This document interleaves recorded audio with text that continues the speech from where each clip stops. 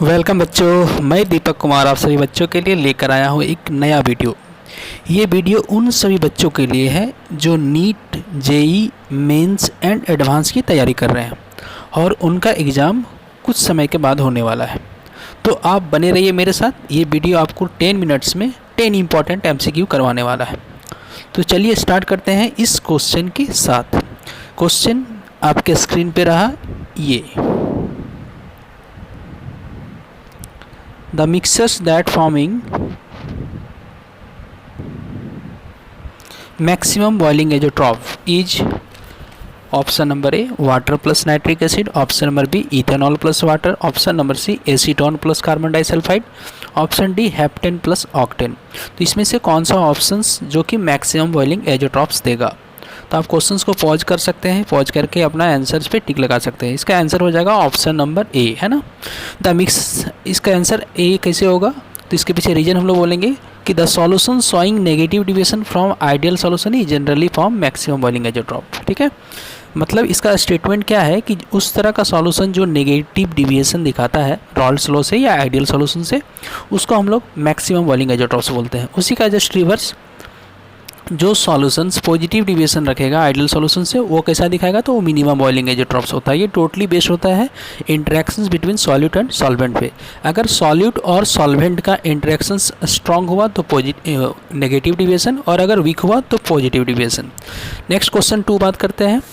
If the rate constant for a first order reaction is k, the time required for the completion of 99% of the reaction is given by, है ना। Rate constant आपको दिया गया है के, तो यहाँ से टाइम रिक्वायर्ड निकालना है कि 99% जब रिएक्शन कंप्लीट हो जाएगा तो उसमें कितना टाइम पीरियड लगेगा। तो ये first order reactions chemical kinetics chapter का क्वेश्चन है। केमिकल काइनेटिक्स चैप्टर का हम लोग जानते हैं mathematical form first order reaction के लिए क्या होता है। तो के इक्वल टू हम लोग बोलते हैं क्या, 2.303/T log initial concentration by concentration at time T। तो इस फॉर्मूला पे बेस्ड कर देंगे हम लोग। इसको log A by A minus X भी बोल सकते हैं हम लोग। तो के इक्वल टू लिख देंगे 2.303/T लॉग 100, और A कंसंट्रेशन जो आफ्टर टाइम T होगा वो 100 माइनस 99 हो जाएगा। तो इस तरह से पुटअप कर देंगे तो 1 हो जाएगा उसका। तो 4.606/K आंसर इसका आ जाएगा। क्वेश्चन नंबर 3 है ना, कि match the catalyst to the correct process. यहाँ पे कैटलिस्ट दिया हुआ है, उसका प्रोसेस को फाइंड आउट करना है। ठीक है, तो कैटलिस्ट में आपका क्या है, टाइटेनियम ट्राइक्लोराइड दिया है, पैलेडियम क्लोराइड दिया है, कॉपर क्लोराइड दिया है और वेनेडियम पेंटाऑक्साइड दिया है। तो टाइटेनियम क्लोराइड का यूज़ कहाँ करते हैं हम लोग? तो ये एक्चुअली जिगलर-नाटा पॉलीमराइजेशन में यूज़ किया जाता है। पैलेडियम क्लोराइड का यूज़ हम लोग कहाँ करते हैं? तो वेकर प्रोसेस में करते हैं। कॉपर क्लोराइड का यूज़ कहाँ करते हैं? डेकन प्रोसेस में करते हैं। और B2O5 का कहाँ यूज़ करते हैं? तो कॉन्टैक्ट प्रोसेस में करते हैं। टाइटेनियम ट्राइक्लोराइड से करते क्या हम लोग? तो बेसिकली पॉलीथीन वगैरह का फॉर्मेशन किया जाता है। पैलेडियम क्लोराइड का यूज़ कहाँ पे करते हैं? तो पैलेडियम क्लोराइड जो होता है वेकर प्रोसेस में यूज़ किया जाता है। इसमें हम लोग करते क्या है? तो वेकर प्रोसेस में बेसिकली इथिलीन मॉलिक्यूल्स को कन्वर्ट करते हैं हम लोग एसिटल्डिहाइड में। हाँ, कॉपर क्लोराइड का यूज़ हम लोग कहाँ करते हैं? तो डेकन प्रोसेस में इसको बेसिकली यूज़ किया जाता है क्लोरीन के प्रिपरेशन के लिए। ठीक है, B2O5 वेनेडियम पेंटाऑक्साइड का यूज़ हम लोग कहाँ करते हैं? तो कॉन्टैक्ट प्रोसेस में करते हैं। कॉन्टैक्ट प्रोसेस याद होगा आप लोगों को, सल्फ्यूरिक एसिड के लिए किया जाता है। सल्फ्यूरिक एसिड में हम लोग वहाँ पे प्योर 98% गेट करते हैं ना, वो भी ओलियम के द्वारा। याद होगा आप लोगों को ओलियम का क्या फार्मूला होता है? H2SO7, है ना। तो इस तरह से भी क्वेश्चंस आपके आते हैं, रिएजेंट्स से बेस्ड क्वेश्चन आते हैं। तो सबसे पहले क्या करना है आपको, कुछ रिएजेंट्स के भी आपको यूजेज याद रखने हैं कि कौन सा रिएजेंट्स कहाँ पे यूज होगा। जैसे एक हेबर प्रोसेस भी होता है, हेबर प्रोसेस के लिए किया जाता है, तो हम लोग जानते हैं अमोनिया के प्रिपरेशन के लिए किया जाता है। तो इस तरह से आपको कुछ रिएजेंट्स याद रखने हैं। क्वेश्चन नंबर 4 में क्या है? तो क्वेश्चन नंबर 4 में है which among the following is the most reactive, है ना। सबसे ज़्यादा कौन सा रिएक्टिव होगा? आपके 4 ऑप्शंस दिए हुए हैं। ए नंबर में ब्रोमीन है, बी नंबर में आयोडीन है, सी नंबर में ICl है और डी नंबर में Cl2 है। तो इसका आंसर, करेक्ट आंसर क्या हो जाएगा? वीडियो को पॉज करना है, कुछ देर थिंक करना है, उसके बाद आप लोग रिप्लाई हमको दे सकते हैं कमेंट बॉक्स पे। जो भी बच्चे मेरे इस चैनल पे न्यू हैं, सबसे पहले क्या करेंगे, इस चैनल को सब्सक्राइब करेंगे, क्योंकि इसका नेक्स्ट पार्ट आपके पास आता रहेगा और अपडेट आपको मिलता रहेगा।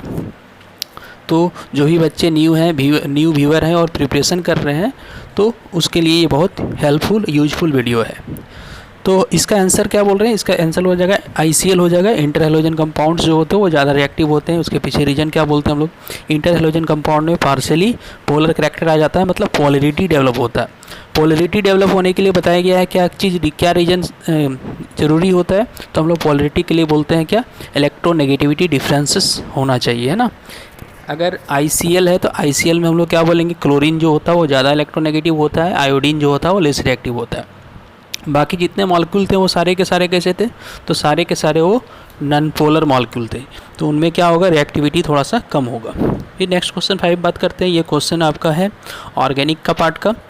इसमें आपको दिया गया है, इसमें प्रोडक्ट पूछ रहा है, ठीक ना। इसमें आपका 4 मिथाइल एनिलीन है, उसका हम लोग क्या किए, रिएजेंट्स डाले हैं NaNO2 + HCl, है ना, जो कि नाइट्रस एसिड का फॉर्मेशन करता है। वो मिलने से D बन रहा है, फिर उसको हम लोग कॉपर साइनाइड और पोटेशियम साइनाइड के साथ रिएक्शन किए तो E + N2 बोल रहा है। तो पूछ रहा है इस क्वेश्चन में कि द प्रोडक्ट E ईच कौन होगा, है ना। हमको E को फाइंड आउट करना है कि E क्या होगा। तो इसका आंसर जो होगा वो क्या हो जाएगा, तो हम लोग जैसे ही जानते हैं कि एनिलीन अगर रिएक्ट करता है सोडियम नाइट्राइट और HCl के साथ, तो क्या बनाता है, बेंजीन डाइजोनियम क्लोराइड बनाता है ना। और बेंजीन डाइजोनियम क्लोराइड को जब हम लोग कॉपर साइनाइड और KCN के साथ करते हैं तो क्या बन जाएगा, साइनोबेंजीन हो जाएगा। सेंडमेयर रिएक्शन और गेटरमैन रिएक्शंस की तरह ये भी हो जाएगा, है ना। सेंडमेयर रिएक्शन में क्या करते थे हम लोग, तो सेंडमेयर रिएक्शंस में कॉपर क्लोराइड और हाइड्रोक्लोरिक एसिड का यूज़ करते थे, तो वहाँ पे क्या बनता था, क्लोरोबेंजीन बनता था। गेटरमैन उसी का मॉडिफाइड फॉर्म था, आप लोगों को याद होगा। गेटरमैन रिएक्शंस में क्या होता है, तो गेटरमैन रिएक्शंस में आपको वहाँ पे कॉपर पाउडर लेते हैं हम लोग, है ना। तो इस तरह से आपको मैं कुछ बात जो अगर साइड का होगा तो वो भी बताता चलूँगा। क्वेश्चन नंबर 6 देखिए आप लोग, what will be the product in the flowing reaction. इसमें प्रोडक्ट को फाइंड आउट करना है, ठीक ना। आपका एक क्वेश्चंस दिया हुआ है, क्वेश्चंस में रिएजेंट क्या है, तो रिएजेंट आपको दिया हुआ है यहाँ पे HBr है, और दूसरा रिएजेंट जो दिया गया अल्कोहलिक KOH है ना। अल्कोहलिक KOH का मतलब हम लोग जान रहे हैं, अल्कोहलिक KOH का वर्क भी जान रहे हैं। अल्कोहलिक KOH क्या करवाता है, एलिमिनेशन रिएक्शन में बेसिकली यूज़ करते हैं हम लोग। तो पहला वाला जो फर्स्ट जो रिएजेंट है HBr वो क्या करवाएगा, तो यहाँ पे मार्कोनिक और एंटी मार्कोनिक दो तरह का एडिशंस हम लोग पढ़े हैं, रिएक्शंस पढ़े हैं। एंटी मार्कोनिक को फेरोक्साइड या क्रेस्ट इफेक्ट के नाम से भी जाना जाता है। तो सबसे पहले क्या होगा, पहला रिएजेंट जब HCl आएगा तो वहाँ से क्या करेगा, वो आपका प्रोटोनेशन करवा के वहाँ से आपका Br बना देगा, और फिर उस अल्कोहलिक KOH का 2 मोल जो है 2 KCl और 1 मोल ऑफ KCl और 1 मोल ऑफ KBr वहाँ से निकल जाएगा, और दोनों पे क्या हो जाएगा, डबल बॉन्ड आ जाएगा, जो टोटोमेरिज करके फाइनली क्या बना देगा, तो फिनॉल का फॉर्मेशन कर देगा। तो इस तरह के क्वेश्चंस भी याद रखने हैं कि आपके एग्ज़ाम में आते हैं, ठीक है। उसके बाद हम लोग बात करेंगे नेक्स्ट क्वेश्चन, क्वेश्चन नंबर 7। तो आपको इस तरह का रिएजेंट याद रखना सबसे पहले, वो यूजफुल होगा। क्वेश्चन नंबर 7 क्या है कि among calcium hydride, beryllium hydride, barium hydride the order of ionic character is, है ना। हम लोग को आयनिक कैरेक्टर फाइंड आउट करना है, ठीक है। तो correct order of ionic character क्या हो जाएगा, तो हम लोग क्या बोलते हैं, आयनिक कैरेक्टर किस चीज़ पे डिपेंड करता है। यहाँ पे एक चीज़ देखने क्या, ऑप्शन में सारे में हाइड्रोजन वाला पार्ट जो होता है वो कॉमन है, ठीक ना। तो आपको सिर्फ सिंपली क्या करना है, केटायंस के बड़ा आयनिक साइज जो होगा वो सिंपली जितना बड़ा आयनिक साइज उतना उसका ज़्यादा आयनिक कैरेक्टर हो जाएगा। तो बेरिलियम हाइड्राइड, फिर कैल्शियम हाइड्राइड, फिर बेरियम हाइड्राइड, इसका आंसर हो जाएगा। तो which of the following pair of species have the same bond order, है ना। ये चैप्टर आपका 11 का है, क्लास 11 में चैप्टर नंबर केमिकल बॉन्डिंग और मॉलिक्यूलर स्ट्रक्चर चैप्टर नंबर 4 का है। तो यहाँ पे सबसे पहले हम लोग क्या करते हैं, इस तरह के क्वेश्चंस के लिए जब भी आपको क्वेश्चन बॉन्ड ऑर्डर का पूछेगा कि किसका सेम बॉन्ड ऑर्डर होगा, 2 स्पीसीज या 3 स्पीसीज दिया है, तो सबसे पहले क्या करें आप, आइसो इलेक्ट्रॉनिक स्पीसीज निकाल ले। आइसो इलेक्ट्रॉनिक स्पीसीज किसको बोलते हैं, जिसमें नंबर ऑफ इलेक्ट्रॉन्स क्या होगा, सेम होगा। तो यहाँ पे सबसे पहले जब निकालेंगे तो इसका ऑप्शन नंबर 2 में आ जाएगा, साइनाइड और CO कार्बन मोनोऑक्साइड, दोनों के केस में क्या होगा, 14-14 होगा। तो दोनों का बॉन्ड ऑर्डर कितना निकल के आ जाएगा, 3 आ जाएगा। बॉन्ड ऑर्डर का फार्मूला याद होगा, बॉन्ड ऑर्डर किसको बोलते हैं, NB - Na/2, है ना। Number of bonding molecular orbital minus number of anti bonding molecular orbital by 2 से हम लोग करते हैं, तो उससे डिवाइड करने पे क्या आता है, तो आ जाएगा बॉन्ड ऑर्डर। बॉन्ड ऑर्डर बताया गया था जिसका बॉन्ड ऑर्डर जितना ज़्यादा होता है उसकी स्टेबिलिटी भी उतना ज़्यादा होता है। ये चीज़ भी आपको याद रखना है बॉन्ड ऑर्डर से, है ना। Bond order number of bonds को भी रिप्रेजेंट करता है कहीं कहीं पे, लेकिन कुछ बॉन्ड ऑर्डर्स में फ्रैक्शनल में आ जाते हैं। यहाँ पे क्वेश्चन नंबर 9 देखते हैं हम लोग। Concentration of silver ion in A saturated solution of silver oxalate is 2.2 × 10⁻⁻4 मोल पर लीटर दिया है, ठीक है।